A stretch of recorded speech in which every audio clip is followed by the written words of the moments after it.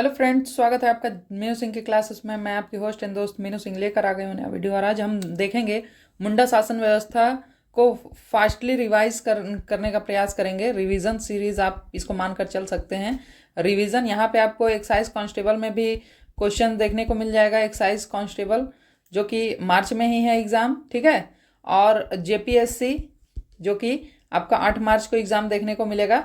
वहाँ पे भी एक सवाल पूछा जाता है इससे, शासन व्यवस्था से, तो वहाँ पे भी आपका एक क्वेश्चन बन जाएगा।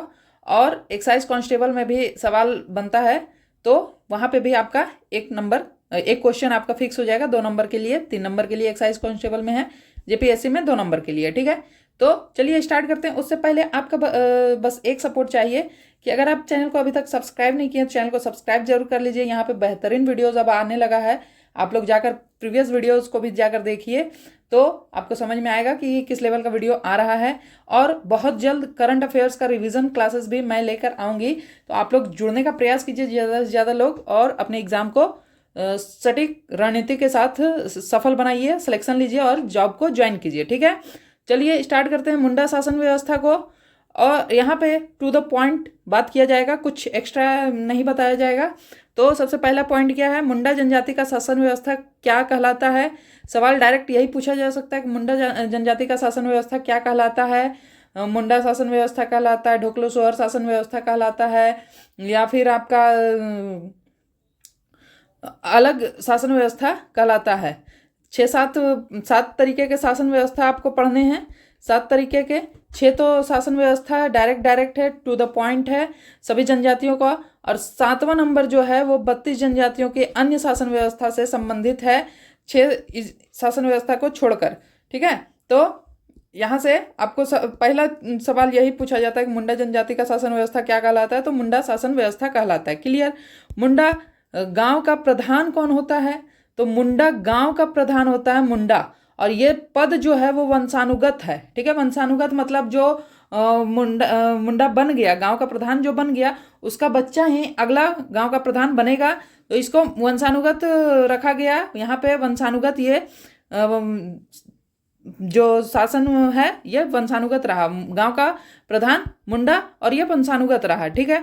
मुंडाओं द्वारा निर्मित जो खेत है, जिसको जंगल को काट कर वो बनाए गए खेत, उसको क्या कहते हैं, तो उसको खुटकट्टी भूमि कहा जाता है। खुटकट्टी भूमि, अगर आपको सवाल में पूछा जाए खुटकट्टी भूमि कैसी भूमि है, तो मुंडाओं द्वारा जंगल को काट कर बनाया गया खेत जो है उसको खुटकट्टी भूमि कहा जाता है।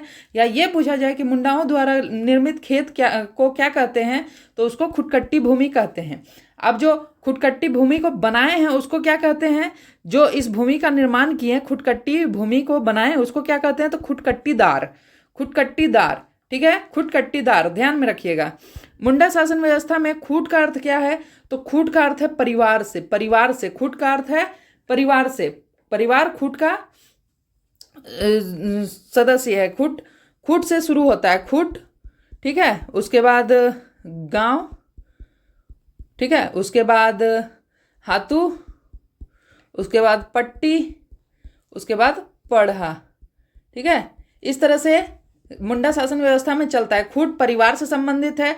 कई परिवार मिलकर गांव का निर्माण करते हैं, कई गांव मिलकर हाथों का निर्माण करते हैं, जिसको पंचायत कहा जाता है, ठीक है। क्योंकि एक गांव से पंचायत नहीं बनती है ना, ठीक है। कई गांव को मिलाकर हाथू बनता है, फिर हाथुओं को मिलाकर पट्टी बना, फिर पट्टियों को मिलाकर पढ़ा बना, ठीक है। ये सीरीज चली। क्लियर। चलिए अब आगे देखते हैं।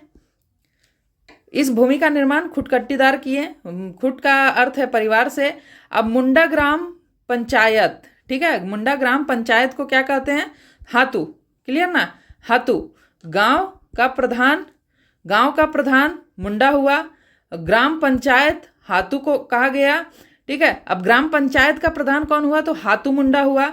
ये बात आप ध्यान रखिएगा। गांव का प्रधान मुंडा, ग्राम पंचायत हाथू को कहा गया, और ग्राम पंचायत का प्रधान हाथू प्रधान कौन हुआ, तो हाथू मुंडा हुआ। क्लियर। कई गांवों को मिलाकर बनी पंचायत को पढ़ा कहा गया, ठीक है। कई गांवों के पंचायत को मिलाकर पढ़ा बना। पढ़ा अंतर ग्रामीण पंचायत को भी पढ़ा कहा गया। कई गांवों को मिलाकर डायरेक्ट पूछे या अंतर ग्रामीण पंचायत पूछे, दोनों ही अर्थों में पढ़ा ही होगा। क्लियर। अब चलिए आगे देखते हैं। मुंडा जनजाति में सर्वोच्च न्यायपालिका, कार्यपालिका तथा विधायिका की संज्ञा किसको दी गई है? मुंडा जनजाति में सर्वोच्च न्यायपालिका, कार्यपालिका और विधायिका की संज्ञा किसको दी गई है? तो पढ़ा को ही दी गई है। पढ़ा के बारे में क्लियर हुआ। गांव, कई गांवों को मिलाकर बनी पंचायत पढ़ा पंचायत, पढ़ा, ठीक है। अंतर ग्रामीण पंचायत को पढ़ा ही कहा गया। मुंडा जनजाति में सर्वोच्च न्यायपालिका, कार्यपालिका, विधायिका की संज्ञा को पढ़ा को ही दिया गया है, ठीक है। पढ़ा पंचायत का सर्वोच्च अधिकारी कौन हुआ? तो पढ़ा राजा हुआ। सर्वोच्च अधिकारी पढ़ा राजा हुआ, ठीक है। पढ़ा के अन्य अधिकारी जो हुए, पढ़ा सारे काम तो नहीं करेगा। जैसे हमारे राज्य के सीएम हैं, तो सीएम तो सारे काम नहीं करते, उनके लिए आपका सचिव होते हैं, ठीक है। फिर गृह मंत्री होते हैं, शिक्षा मंत्री होते हैं, सुरक्षा मंत्री होते हैं, फाइनेंस मिनिस्टर होते हैं, ठीक है, वित्त मंत्री होते हैं। इसी तरह से पढ़ा कई गांवों को मिलाकर बना। कई गांव का मतलब सर्वोच्च अधिकारी जो मुंडा शासन में हुआ वो पढ़ा राजा हुआ। अब पढ़ा राजा के अंदर कार्य करने वाले अधिकारियों के बारे में हम जानते हैं। तो ठाकुर क्या हुआ? तो ठाकुर पढ़ा का सहायक हुआ, ठीक है। ठाकुर पढ़ा का सहायक हुआ। दीवान पढ़ा का मंत्री हुआ। पांडे दस्तावेज का रख रखाव करने वाला अधिकारी बना। बरकंदाज सिपाही है गांव का। दारोगा सभा की कार्यवाही का नियंत्रक है। सभा में कार्यवाही जो किया जाता है उसका नियंत्रण भी करने वाला होना, तो उसको दारोगा कहा गया। सिपाही से इसको मिसमैनेज नहीं कीजिएगा। सिपाही बरकंदाज को कहा गया है और दारोगा को कार्यवाहक नियंत्रक कहा गया है। लाल सभा का वकील बना। और अन्य अधिकारी भी जो हैं वो कुंवर और कारतो के नाम से जाने गए। कुंवर और कारतो भी पढ़ा के सहायक अधिकारी के तौर पर ही कार्य करते हैं, ठीक है। ये हो गया पढ़ा के अधिकारियों के बारे में। अब बात करते हैं अखड़ा। अखड़ा क्या है? तो गांव का सांस्कृतिक केंद्र है। यहाँ पे गांव में सांस्कृतिक कार्यक्रम या ग्राम सभा आयोजन करना, ये सभी काम अखड़ा में किया जाता है। अखड़ा गांव का सांस्कृतिक केंद्र। सरना पूजा स्थल, गांव में पूजा स्थल को सरना कहा गया। शासन क्या है? तो समाधि स्थल को शासन कहा गया। शासनदिरी से संबंधित क्या है? शासनदिरी क्या है? तो समाधि स्थल पर रखे गए एक पत्थर की शिला को शासनदिरी कहा गया है। समाधि स्थल पर रखे गए एक पत्थर की शिला को शासनदिरी कहा गया है, ठीक है। शासन समाधि स्थल, शासनदिरी समाधि स्थल पर रखे गए पत्थर को कहा गया है। क्लियर। कई गांवों को मिलाकर पट्टी बनता है। पट्टी के प्रधान मानकी जो कि वंशानुगत है। पढ़ा राजा जो है वो वंशानुगत नहीं है, ठीक है। पढ़ा राजा का चुनाव होता है।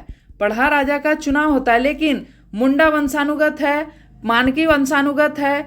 गांव का धार्मिक प्रधान जो है उसको पाहन कहा जाता है। पाहन को दिया गया जो कर मुक्त भूमि होता है वो डाली कटारी भूमि है।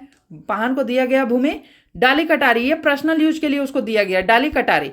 एक पाहन को एक और जमीन दी जाती है, भूमि दी जाती है, वो गांव के पूजा के लिए, गांव के भूत प्रेत के प्रकोप से बचाने के लिए जो दी जाती जमीन जो है उसको भूतखेता कहते हैं। भूतखेता के बारे में भी पूछा जाता है, ठीक है। तो ध्यान रखिएगा, भूतखेता पाहन को ही दिया जाता है, लेकिन वो गांव के सुरक्षा के लिए दिया जाता है, गांव में पूजा करने के लिए दिया जाता है, गांव को बचाव करने के लिए दिया गया जमीन होता है भूतखेता। लेकिन उसके पर्सनल यूज के लिए जो कर मुक्त जमीन मिलता है वो होता है डाली कटारी, ठीक है। पाहन का सहायक कौन होता है? तो महतो, संदेशवाहक का कार्य करता है महतो, ठीक है। पाहन क्या है? तो धार्मिक प्रधान है। पाहन का सहायक कौन है? तो महतो है, ठीक है। उसके बाद पनभरा और पुजार कौन है? तो ये भी पाहन के सहायक के नाम ही हैं, ठीक है। मुंडा जनजाति का एक युवा गृह होता है, वो किस नाम से जाना जाता है? तो गीती ओड़ा के नाम से जाना जाता है, युवा गृह। अब आपके लिए एक सवाल है, मैंने फास्टली रिवीजन कर दिया, टू द पॉइंट एकदम रिवीजन हुआ मुंडा शासन व्यवस्था का। अब आपके लिए सवाल है कि मुंडा एक शब्द को सुनना पसंद नहीं करते हैं, मुंडा एक शब्द को नफरत करते हैं, उनको सुनना पसंद नहीं है। वो शब्द क्या है ये आप कमेंट करके बताइएगा। वीडियो अगर आपने पूरा देखा होगा तो कमेंट जरूर कीजिएगा, ठीक है। और आपकी तैयारी कैसी है? आप जेएसएससी एक्साइज कांस्टेबल की तैयारी में है कि जेपीएससी 14 जेपीएससी की तैयारी में है, वो भी कमेंट कीजिएगा। और ऐसा ही वीडियोस को आप देखने के लिए डेली आप 9 बजे आप जुड़िए, ठीक है। वन लाइनर 9 बजे अपलोड होगा और जो डिटेल में क्लासेस होंगे वो 8 बजे अपलोड होंगे। अभी रेगुलर तो नहीं हो रहा, लेकिन मॉर्निंग में भी एक क्लास आएगी जो कि होगी करंट अफेयर की। तो आप लोग चैनल पर सब्सक्राइब करके जल्दी जुड़ जाइए और अगले जितने भी झारखंड में एग्जाम होने वाले हैं सभी के लिए आप प्रिपरेशन यहाँ पे कर सकते हैं, ठीक है। चलिए मिलते हैं नेक्स्ट वीडियो में, तब तक के लिए जय हिंद, थैंक यू। चैनल को सब्सक्राइब जरूर कर लीजिए।